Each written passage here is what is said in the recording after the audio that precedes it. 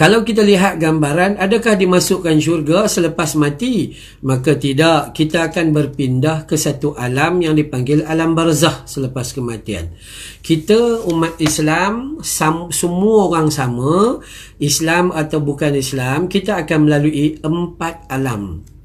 Alam yang pertama adalah alam rahim ibu.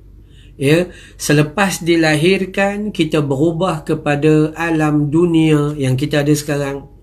Selepas dimatikan maka kita masuk ke alam barzah. Ya, dan kemudian selepas kita dibangkitkan semula kita sampai ke alam akhirat. Alam dalam perut mak, alam rahim, kita tahu lebih kurang 9 bulan atau kurang atau lebih. Alam dunia kita boleh hidup di antara, kata Nabi, antara 60 hingga 70 tahun. Tak ramai orang dapat umur 90 lebih. Ya, tak ramai. Malah ada orang yang dapat lebih banyak singkat daripada itu. Masuk ke alam dunia ni, alam yang kita rasa panjang, luas dan panjang.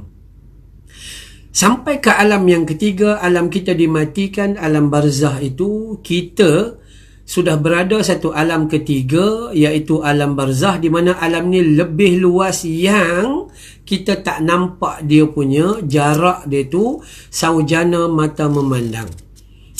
Sebab tu ulama menggambarkan alam barzah adalah alam istirahat. Nabi pernah sebut dalam hadis, kematian adalah satu istirahat yang sangat panjang. Jadi siapa yang nak rehat, bukan di dunia, tunggu mati. Kerana mati itu satu istirahat. Tetapi berkontralah atau bercanggahlah dengan orang kafir apabila dia mati.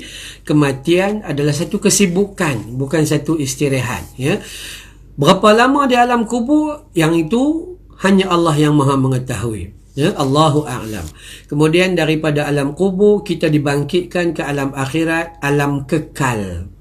Ya, alam kekal yang kita sangat-sangat bimbangi, takut kita kekal dalam neraka. Kalau kita kekal dalam syurga, Allahu Akbar, itu ya sangat baik. Itu An-Nahli ayat 32. Kalau kita buka dalam surah An-Nazi'at, ya, surah An-Nazi'at ayat yang kedua, ayat yang kedua, maka Allah Subhanahu wa taala kata roh orang mukmin dicabut dengan lemah lembut. Ya, lemah lembut.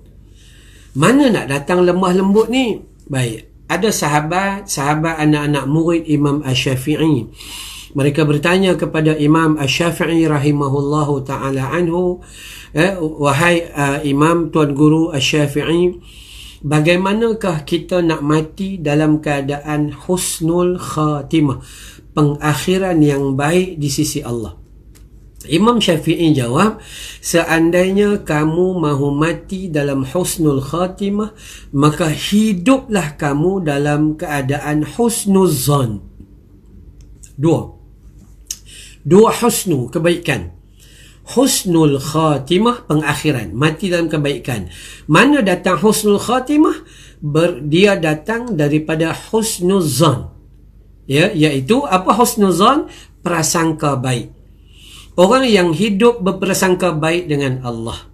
Allah bagi dia sihat, dia prasangka baik, dia guna kesihatan dia untuk sembah Allah. Allah bagi dia sakit, dia prasangka baik, dia tahu Allah nak ampunkan dosa dia. Allah bagi dia duit banyak, dia prasangka baik, dia kuat berkongsi dengan orang lain. Allah kurangkan sikit ekonomi dia masa PKP ni, dia bersangka baik. Allah suruh dia kembali kepada Allah untuk minta kepada Allah Ta'ala. Ya, ini keadaan manusia yang bersangka baik. Sangka baik ini adalah, mudah cakapnya adalah, manusia melihat apa sahaja di dunia ini dengan sifat redha kepada Allah Subhanahu Wa Ta'ala. Ya, jadi orang nak mati dalam husnul khatimah, pengakhiran yang baik, maka hidup dia kena sangka baik, yakni husnuzan. Hidup orang yang sangka baik, dia akan tenang, dia tak akan fikir yang bukan-bukan. Ya, itu An-Nazi'at ayat 2. Cabutan ruh orang beriman ni dia lemah lembut. Kemudian ada disebut dalam surah Al-Fajr ayat 27, ayat 28. Ya ayyuhan nafsul mutmainnah. Ya, nafsu yang tenang. Yang tenang, irji'i ila rabbiki radiyatim mardiyah. Yang tu. Yang ni cukup cantik. Allah kata jiwa ni, ruh ni, dia bila ditarik dengan lembut, maka dia adalah ruh yang tenang. Ulama mengatakan dalam tafsir, ruh yang tenang ni siapa? Ruh yang tenang adalah ruh yang sentiasa beramal, menunjukkan ketaatan dia kepada Allah, tak pernah komplain dengan apa yang Allah bagi. Dia berusaha untuk memperbaiki kelemahan diri dia, kekurangan diri dia setakat yang mampu dia uruskan. Dia usaha. Kalau dulu kami orang lelaki tak sempat nak salat jemaah di rumah bersama isteri dan anak-anak. Tapi orang yang jiwa yang tenang ini, dia akan fikir kebaikan masa PKP ini, dia atur anak dan isterinya salat berjamaah bersama. Saya Alhamdulillah, saya di antara orang yang sangat sibuk jugalah buat ceramah ni. Memang tak orang lain pun tahu. Tapi Alhamdulillah PKP Allah bagi 80 hari lebih ni, maka setiap hari 5 waktu dapat salat berjamaah bersama ahli keluarga. Satu benda yang memang takkan kita capai jika tak ada PKP. Ya, jadi orang yang jiwa yang tenang, dia mengambil segala benda menjadi baik. Dia melihat segala benda menjadi baik.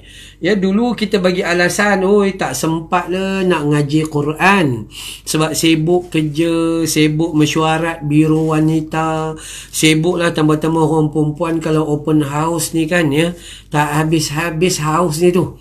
Ya, tak habis-habis. Kadang raya Syawal sebulan, dia pergi sampai 2 bulan. Sibuknya. Tapi Alhamdulillah dengan PKP, kita boleh habis Al-Quran 15 hari, 10 hari sekali, sebulan dan sebagainya. Maka, orang yang beriman, dia akan mati dalam keadaan jiwanya yang tenang. Mana nak datang jiwa yang tenang? Bukan tiba-tiba saat nak mati tu, bukan. Jiwa yang tenang adalah jiwa yang dibina ketenangan di dunia ini kepada ketaatan kepada Allah dengan mencintai sunnah Nabi sallallahu